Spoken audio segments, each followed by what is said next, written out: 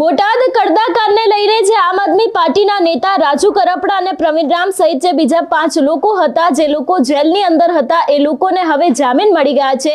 શું છે વિગતો? રાજુ કરપડા અને પ્રવીણ રામ ક્યારે જેલની બહાર આવશે તેના વિશે વિગતે વાત કરીએ। નમસ્કાર, હું હંસિની અને તમે જોઈ રહ્યા છો નિર્ભય ન્યૂઝ। બોટાદ કડદાકાંડને લઈને આપણે જોયું હતું કે આમ આદમી પાર્ટીના નેતા રાજુ કરપડા અને પ્રવીણ રામ દ્વારા ઉગ્ર વિરોધ કરવામાં આવ્યો હતો। એ બાદ તેમની ધરપકડ થઈ હતી, પરંતુ હવે આજે લગભગ 100 દિવસથી ઉપરનો સમય વીતી ગયો છે। એ બાદ તેમના જામીન મંજૂર થયા છે। આ વિષયને લઈને અમારા એડિટર ગોપી ગાંગર અને આમ આદમી પાર્ટીના નેતા સાગર રબારીને જે વાતચીત થઈ હતી, સૌથી પહેલા તો એના ઉપર નજર કરીએ। આપણી સાથે અત્યારે આમ આદમી પાર્ટીના નેતા સાગરભાઈ રબારી જોડાયા છે। સાગરભાઈ, રાજુ કરપડા અને પ્રવીણ રામના કેસમાં શું અપડેટ આવી રહ્યા છે? 7 જણ છેલ્લે બાકી હતા। રાજુભાઈ કરપડા, પ્રવીણભાઈ રામ, રમેશભાઈ મેઘ, વિપુલભાઈ, 2 વિપુલભાઈ ને સરપંચ, 7 જણના જામીન આજે બોટાદ સેશન્સ કોર્ટે મંજૂર કર્યા છે। ન્યાયતંત્રમાં રાખેલો અમે વિશ્વાસ અને ધીરજ રંગ લાવી છે। પણ સાગરભાઈ, અત્યારે જામીનનો ઓર્ડર આવ્યો છે, તો હવે રાજુ કરપડા અને પ્રવીણ રામ જેલની બહાર ક્યારે આવશે? ક્યાં સુધીમાં એ લોકો બહાર આવશે? અત્યારે કોર્ટમાં જે જામીન મળ્યા પછીના ઓર્ડર પછીના બીડા વગેરેનો પ્રોસેસ હોય છે, જામીન રજૂ કરવાના, પેપર્સ તૈયાર થાય, એ બધો પ્રોસેસ અત્યારે અમે ચાલુ કરી દીધો છે। તો સ્વાભાવિક રાખી જ હોય આશાએ, એટલે એ પ્રોસેસ તો આજે પૂરો થઈ જશે। કાલે જો જેલ ચાલુ હશે એની ઓફિસ, તો કાલે આવી શકે, નહીતર પછી સોમવારે બપોર પહેલા બહાર આવી જશે।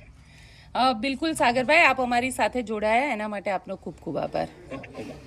આપણી સાથે અત્યારે આમ આદમી પાર્ટીના નેતા સાગરભાઈ રબારી જોડાયા છે। સાગરભાઈ, રાજુ કરપડા અને પ્રવીણ રામના કેસમાં શું અપડેટ આવી રહ્યા છે? 7 જણ છેલ્લે બાકી હતા। રાજુભાઈ કરપડા, પ્રવીણભાઈ રામ, રમેશભાઈ મેઘ, વિપુલભાઈ, 2 વિપુલભાઈ ને સરપંચ, 7 જણના જામીન આજે બોટાદ સેશન્સ કોર્ટે મંજૂર કર્યા છે। ન્યાયતંત્રમાં રાખેલો અમે વિશ્વાસ અને ધીરજ રંગ લાવી છે। પણ સાગરભાઈ, અત્યારે જામીનનો ઓર્ડર આવ્યો છે, તો હવે રાજુ કરપડા અને પ્રવીણ રામ જેલની બહાર ક્યારે આવશે? ક્યાં સુધીમાં એ લોકો બહાર આવશે?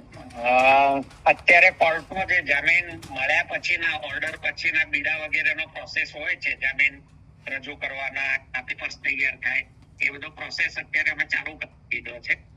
તો સ્વાભાવિક રાખી જ હોય આશાએ, એટલે એ પ્રોસેસ તો આજે પૂરો થઈ જશે। કાલે જો જેલ ચાલુ હશે એની ઓફિસ, તો કાલે આવી શકે, નહીતર પછી સોમવારે બપોર પહેલા બહાર આવી જશે। બિલકુલ સાગરભાઈ, આપ અમારી સાથે જોડાયા એના માટે આપનો ખૂબ ખૂબ આભાર। ક્યાંક શક્યતાઓ એવી પણ લાગી રહી છે કે હવે આપના નેતા રાજુ કરપડા, પ્રવીણ રામ, તેના સાથે જે બીજા લોકો છે, એ લોકો આવતીકાલે જેલની બહાર આવી શકે છે। છેલ્લા ઘણા સમયથી આજે બોટાદનો કડદાકાંડ છે, એ મુદ્દો સામે આવ્યો હતો, ખેડૂતોની સાથે કડદો થઈ રહ્યો હતો, અને એ જ મામલે ક્યાંક ને ક્યાંક ઉગ્ર વિરોધ કરવામાં આવ્યો હતો, અને રાજુ કરપડા, પ્રવીણ રામ, તેની સાથે બીજા 85 જેટલા ખેડૂતો હતા, એ લોકોની પોલીસ દ્વારા ધરપકડ કરવામાં આવી હતી। જો કે મોટા ભાગના ખેડૂતો છે, એ લોકોને જામીન મળી ગયા હતા, પરંતુ જે રીતે આજે સુનાવણી હતી રાજુ કરપડા અને પ્રવીણ રામ, તેના સાથે જે બીજા 5 લોકો છે, દરેક લોકોના પણ હવે જામીન છે તે મંજૂર થઈ ગયા છે, તેવી વિગતો સામે આવી રહી છે। આગામી સમયમાં જોવાનું રહેશે કે હવે આપના નેતા પ્રવીણ રામ અને રાજુ કરપડા છે તે ક્યારે જેલની બહાર આવશે। તમારું શું માનવું છે આ વિષયને લઈને અમને કમેન્ટ કરીને ચોક્કસથી જણાવજો। તેની સાથે અમારી ચેનલ નિર્ભય ન્યૂઝને લાઇક, શેર અને સબસ્ક્રાઇબ કરવાનું ભૂલશો નહીં। નમસ્કાર।